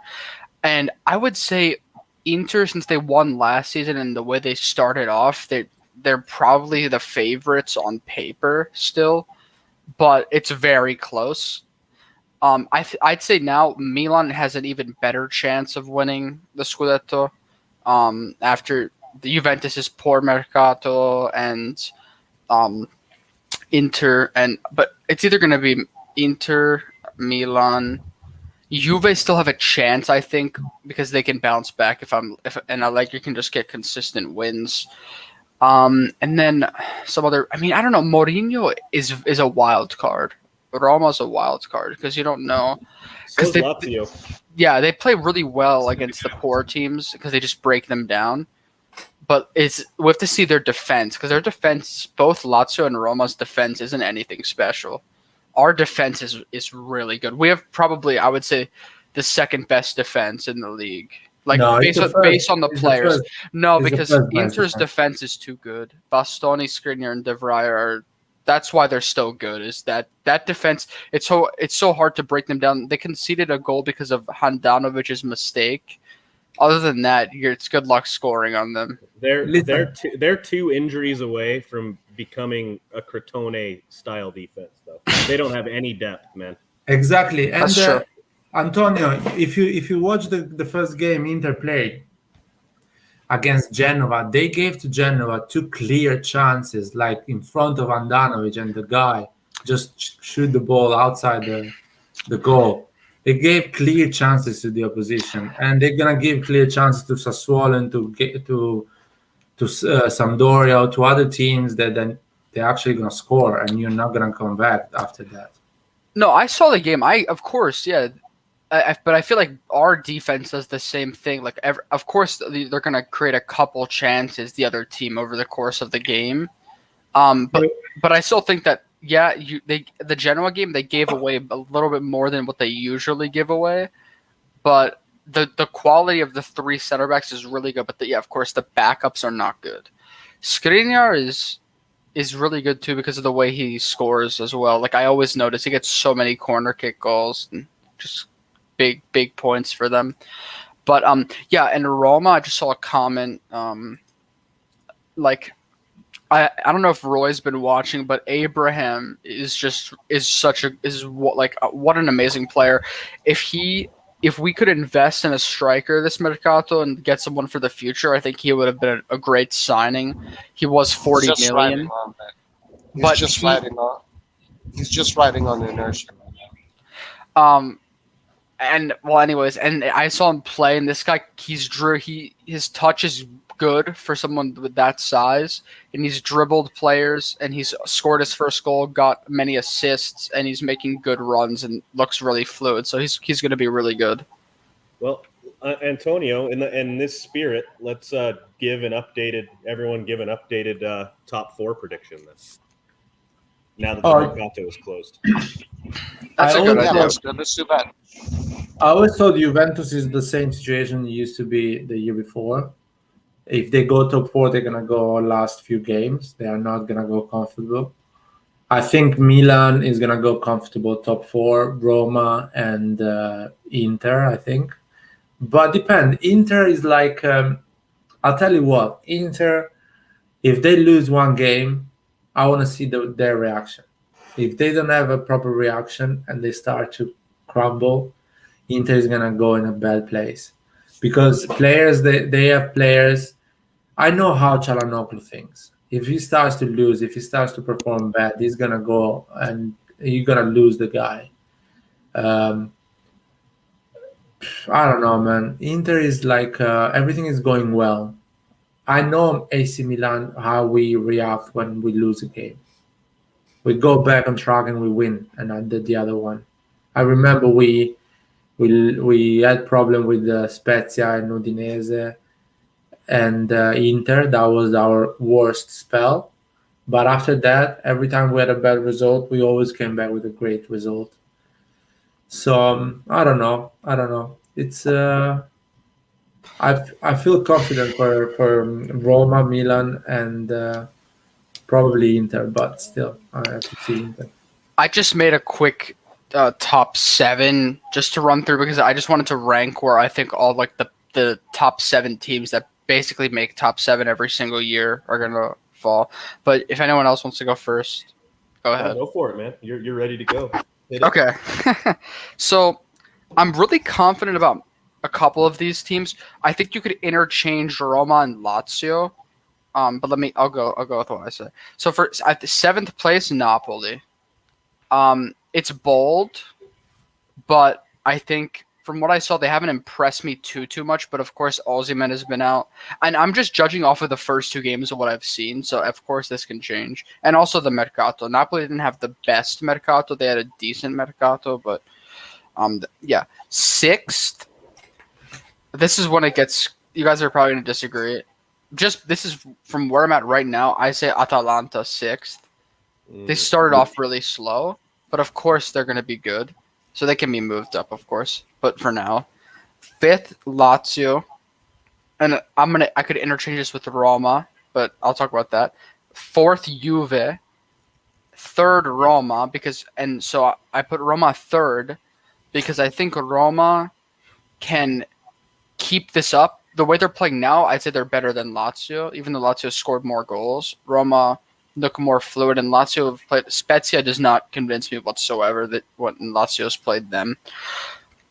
So I think Roma is really dangerous now, but they could fall off, and maybe Lazio or Atalanta can jump in there.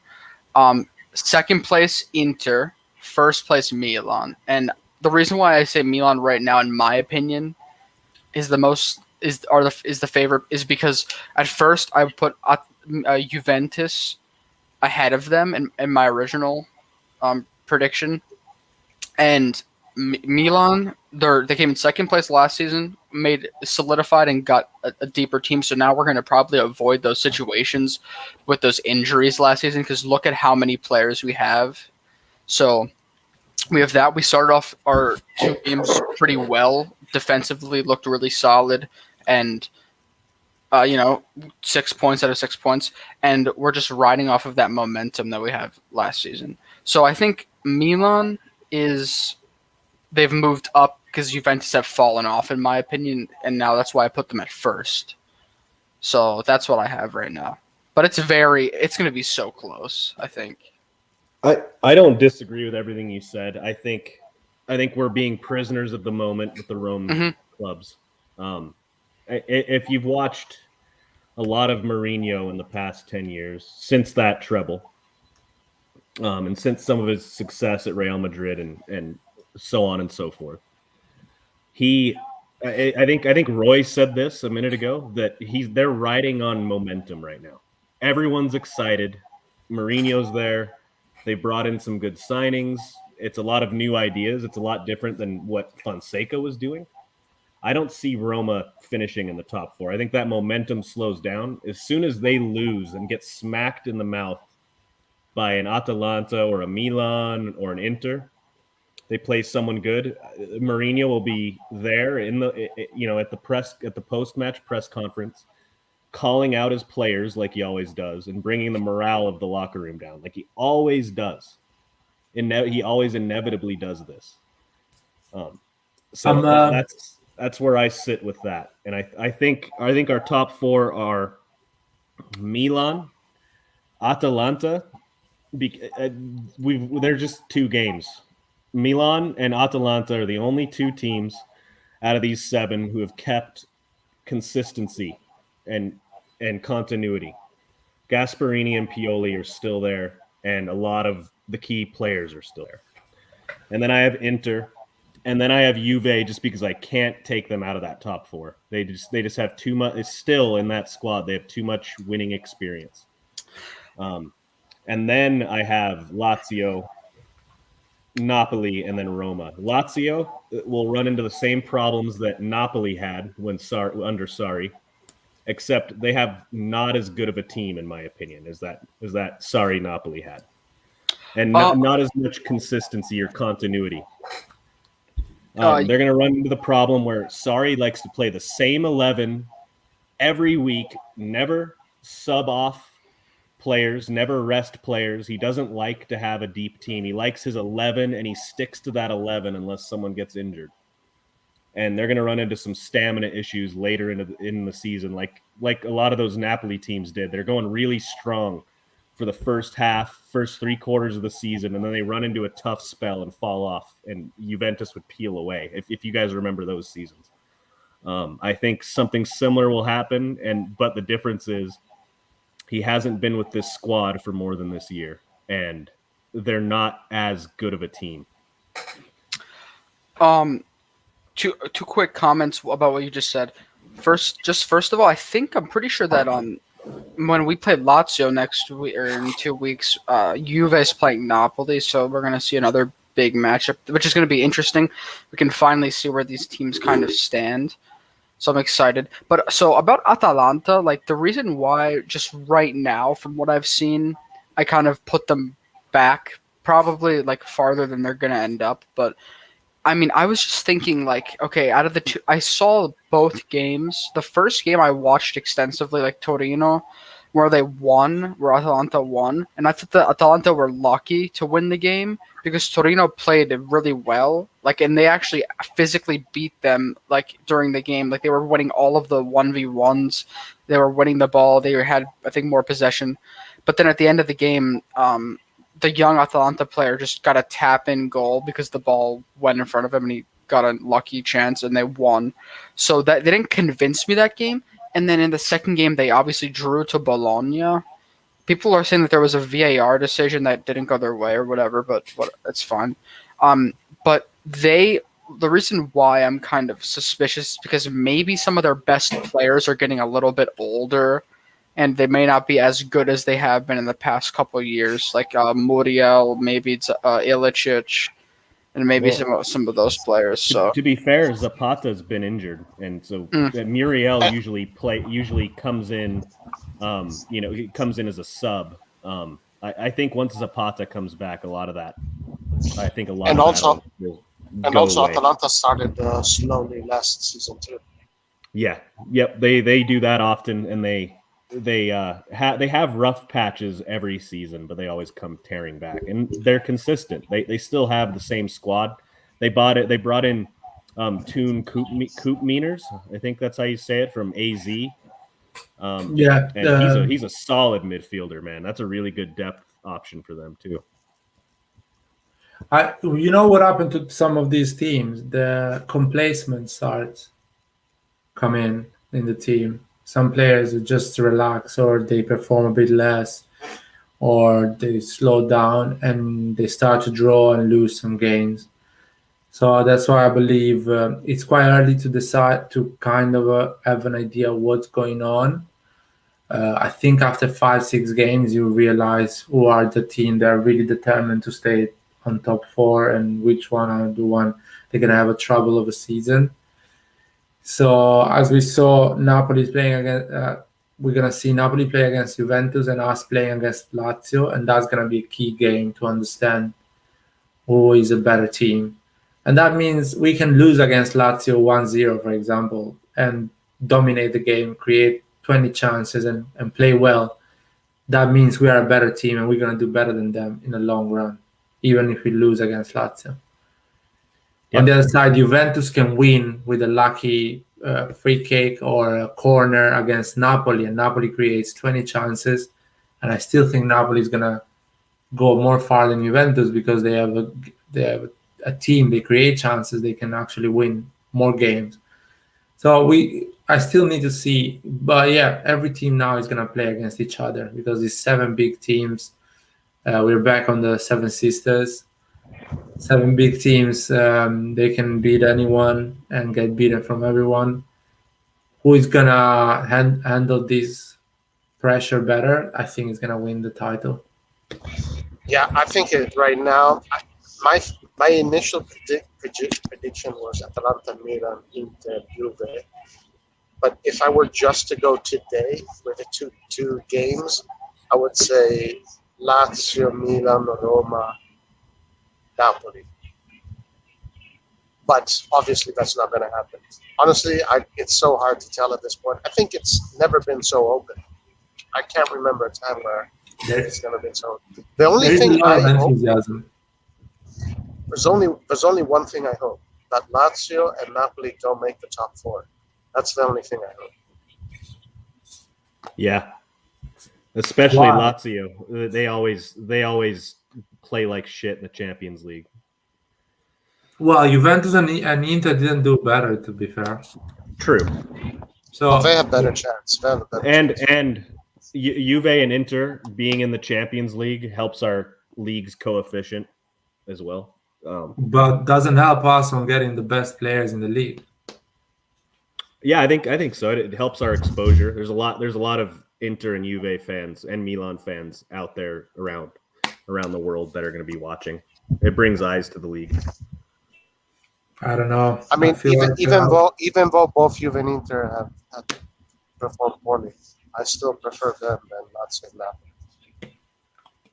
I agree with that. For me, they had their chances. They just played bad. At this moment, I don't mind.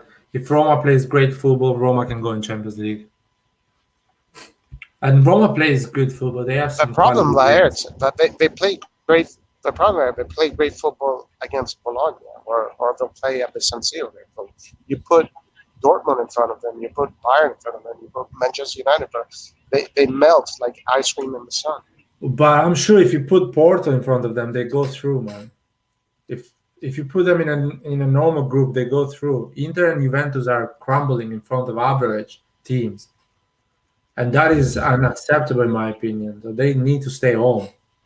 Because they don't the Inter Conte was coaching was such an ugly team to watch. People think they were playing beautiful football because they were doing those counter-attack, that exciting counter-attack.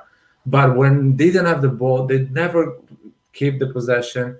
They always were waiting for the opposition to finish the chance or to lose the ball and go on a counter-attack. That is all ugly football. That is a football for a team that already decided to give up and wait for the mistake of the opposition to punish.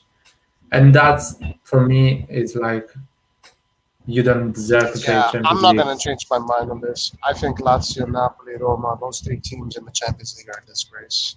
And I don't want to see them anywhere near that competition. Isn't it? I just find it hilarious. Like I'm starting to agree. I mean, I don't disrespect them whatsoever, but Milan, no matter how bad they did in the league, they came back in the Europa League and they played so well in Europe against Man United and those teams. And while the other teams have just been so poor. So, I mean, Napoli have done, they've made it out of the group stages a couple of times. They've done okay, but I mean, Lazio made out of the group stage and got embarrassed by Bayern. So, it's been really poor. But man, that's the problem of Lazio. They got really unlucky. A lot of teams that get embarrassed by Bayern, even Barcelona. I wouldn't blame Lazio. I blame Juventus and Inter. They are a joke of a team. Every time you try to explain somebody that Serie A is a great league, they tell you why Inter didn't go through the group, why Juventus get beat by Porto, and you don't know what to say to them.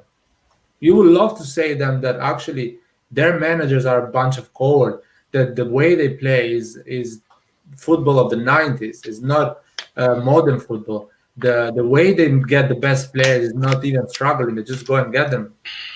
But no one understands that. And I'm sick and tired of that, man. I'm sick and tired of Juventus buying Chiesa and playing shit football. Well, I would love to have Chiesa and play great football, but no, Juventus is going to buy Locatelli and play shit football. Now, you know what? Don't go in Champions League and fuck off. Because I'm tired for that. At least Roma tries to play beautiful football with the players they buy. I like a lot of Roma players. Veretout, I mean, the thing is, it's out of the teams in Italy, I can't hold Inter and Juventus. I hate Juventus. I can't really hold them to the same standard as Lazio and all these teams because at least they have won the Champions League in the past. and they've won. Inter, Juventus, and Milan have won Juventus for Scudetti, of course, is by far the first, but Inter and Milan have won close to the same amount, and everyone else has so much less than us. So we're the three biggest teams in Italy. And I think last year and this year, where you're going to see that Inter, Milan, and Juventus are going to be in the top four and do really well. So. And everyone for some reason is discounting Milan, even though Milan has a history of being a big club. So, I respect these teams. I don't like Juventus, obviously. I don't know if I can say I respect them for their past, but of course I say that they're going to challenge. Antonio, and I want to, sorry to interrupt you, but all the media, English media, Spanish media, whatever, supporters around the world, they still fear Juventus. That has been a joke in Europe and it's been a joke in Serie A in the last season, and they still think AC Milan is not going through the group in Champions League, and no one even mentioned the fact that we finished second with 79 points. They still think Juventus is the team to beat. They still think Inter is a great team, and they never showed that. They always been winning in a not dodgy way, never convincing. That's something. Conte had 10 points difference from us, and he still was playing ugly football and was telling to the press, I prefer to play ugly football and win the Scudetto, and I don't care what you guys think. So one of the reasons why they're saying Juventus has a better chance is because they are in a much easier group. They basically, at first I was like, yeah, Juventus got Chelsea, which is Chelsea, Man City, PSG, Bayern are probably the worst four teams you could get, and they got one of them. But then the third and fourth teams are very beatable for Juventus, so that's why they have a good chance of going through their group. Milan, objectively speaking, shouldn't go through the group on paper, considering there's Atletico and Liverpool. So people who aren't Milan fans or aren't familiar with the team are saying that Milan isn't going to go through. But and then in order to, of course, they're going to hold Juventus to a higher level because recent years they've won the Scudetto and they've been better. But I think they're going to, now that Milan is going to be upgrading and is doing much better, I think we're going to start winning back some respect. And already, from us being in, this is why I know I disagree with you about the Europa League, because I think being in Europe is helpful, no matter, even if you're in the Europa League, because everyone sees you. I've been watching a lot of different social media streams from English teams, and I was recently watching a lot of Liverpool just because I want to prepare from what the fans are thinking and just see what they're like.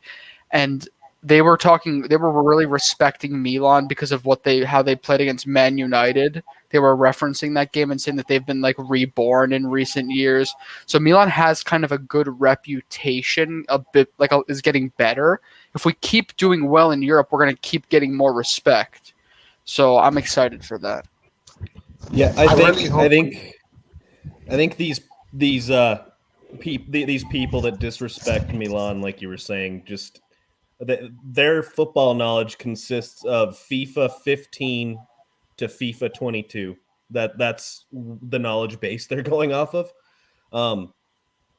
And I like this spot that we're in. I like being underestimated, and I think Pioli can use that as fuel. I think we used that as fuel in the Europa League against Manchester United, for instance. I think it's a really good spot to be in. Yeah, exactly, Roy. Yeah, just like the Euros.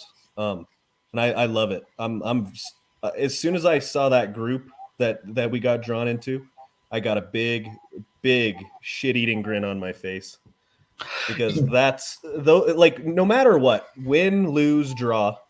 Okay, and if we play our asses off and show what we were made of, we'll gain respect regardless of the results. As long as we play our game and dictate the way we want to play. Yeah, I would agree. I want to add one thing. All right, go ahead, bro. Let me just add one thing, and I'm sure Larry agrees with me on this. I would love to come third and then try and win the Europa. No, I don't care about the Europa League. Europa League is is useless as a competitor. Probably with the squad we have, probably this year we can even win the Europa League. But it's just the Europa League, man. It's nothing. I don't know. We're gonna go through the group, man, and believe me, I'm actually positive about that. We're gonna. How can I say? We're gonna win one game against Liverpool and one game against Atletico. I'm oddly enough more nervous about Atletico and Porto than I am about Liverpool.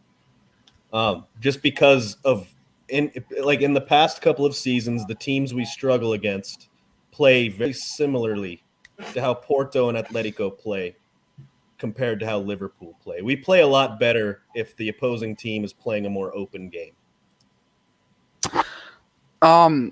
So just on that Europa, I'll say my predictions, but then just back to that point about the Europa League. If Milan come in third in the group, we'll be disappointed, some more than others. I would accept that, and then like I said, I believe in the Europa League, so I wouldn't mind trying to win that. Especially like on paper, we don't have I think the statistics or the odds for betting say that Milan is most likely to finish third, and Porto is supposed to be finishing fourth. But anything can happen, of course. And if we do make it out of this group, that'll be so nice because all of the Italian teams, are saying, Milan got so unlucky with the draw, and they're all laughing at us, saying that Inter and Juventus are going to go through easily. So it'll be nice if we can make it out. And I do think that being the underdog is good in a sense because if we were in a group like that really, really bad group that we saw, and if we didn't make it out for some reason, that would be an embarrassment completely. So it's good to have, we have a chance to, show, and without, taking a risk of failing, I think, because no one is expecting us to do that good. So, yeah, I mean, but I still think Liverpool is going to be a difficult team to play. Okay. I'm not changing my prediction about the Champions League. If we don't get crazy injuries, like for some reason we always do, we're going to get to the semifinal, and then from there anything can happen. Maybe even a treble. If we win the treble this year, we're building a statue of Pioli and his shiny head, and we're going to. We have to do something on the channel if that happens. I will wash his feet. Everyone should shave their heads in honor of Pioli. Oh man, it's gonna be always somebody on social media. They're gonna say Pioli out. He was just lucky. Yeah, it's always gonna be someone. Yeah, you're right. I mean, Pioli is gonna lose a semi-final of Champions League, and people are gonna say Pioli doesn't have what it takes to bring us to win the Champions League. If somehow we make it to the semi-final, and then we just get destroyed in the semifinal, then I feel like Roy should have been saying we're going to win the Champions League, because I feel like it's just exactly what Roy's saying is going to happen. We make it to the semifinal, and then we just get destroyed. But if Roy says that we're going to win the Champions League, it's going to happen. No, guys. I'm just kidding. If we're healthy, Milan is going to make it up with the semis for sure. But the thing is that you need luck too, so luck has to be on our side. Yeah, I just think this is our competition. Juve's competition is the Italian championship, right? Our competition is the Champions League. That's our competition. We own that. That's ours. It's in our DNA. When you put on these colors, that's what these colors are meant to represent. And guys, I want to say something. I think we'll make a respectable outing, I think. I want to say something that is how the TV rights of the Champions League works. So everyone gets a certain amount when they play the group stage, no? But let's say, hypothetically, AC Milan goes through the group stage and the other 3 Italians don't go through the group stage.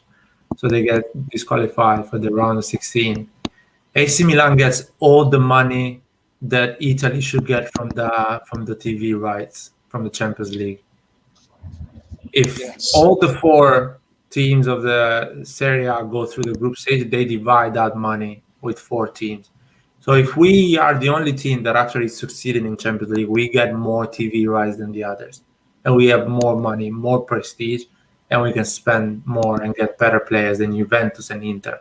So that's why I don't want them to do well. Because they had their opportunity. Juventus has been doing great in Champions League 7 years. They had their own money. They invested wrongly. They are in a deep shit now. That's it. Your time is gone. Now I don't care. Now is our time. I want us just to succeed. I don't care. I want to see Juventus and Inter out of the Champions League, not making in the Champions League. I prefer to have a weaker team in Champions League so we make more money. And we are a superpower in Italy, and we can actually win the Champions League. That's my opinion as AC Milan supporters. And the other side, they don't wish us to go to the Champions League, Inter supporter, Juventus supporter. So I'm not going to wish them well anyway. Yeah, it's just because they're jealous, man. They're jealous. Yeah, they're jealous. They know. Competition. They know. Guys, in the spirit of the Mercato, I was just thinking, why don't would you guys agree? Like, would it be cool if we did like a tier maker of all the current Milan players on the team, and we just do like who we think is gonna top tier, second. I'm not gonna call any Milan players trash, but maybe we can say like the lowest will be like the least impactful maybe, and we do kind of like a rating of where we think how good these players will be for Milan. That'd be cool. I'm gonna close the live, so you guys can go for the part 2 if you want. Okay, that's perfect timing, Laird, because I gotta go. So you, Antonio, can go for the part 2. The live is ready to go. You have the. I'll jump on. Yeah, Roy, can you get on? Do you think? And Roy can What's be happening? with you. What's happening? Okay, we're Laird and Pete have to go, so. Do you want to stay on and do a second live with me? All right, let's do it. So, guys, we're going to move in another live. I'm going to close this one. The other one is starting. You can start it right now if you want. It says at 5, but like in 40 minutes, but you can start it right now. And thank you, guys. I'm really happy for the transfer, for the Mercato. 10 out of 10 for me. We're ready to compete with all the competitions. And we're going to go through the group. I feel like the Messias is coming to save us. He's our Messiah. Yeah, it is, man. It is. And I'm 33 years old this year. And you guys know, Perfect. Jesus Christ died at that age, so it's gonna happen. It's the year. Anyway, good night, whatever you guys are in the world, and Forza Milan. Forza Milan. Good night, guys. Ciao. Vamos, let's go Milan.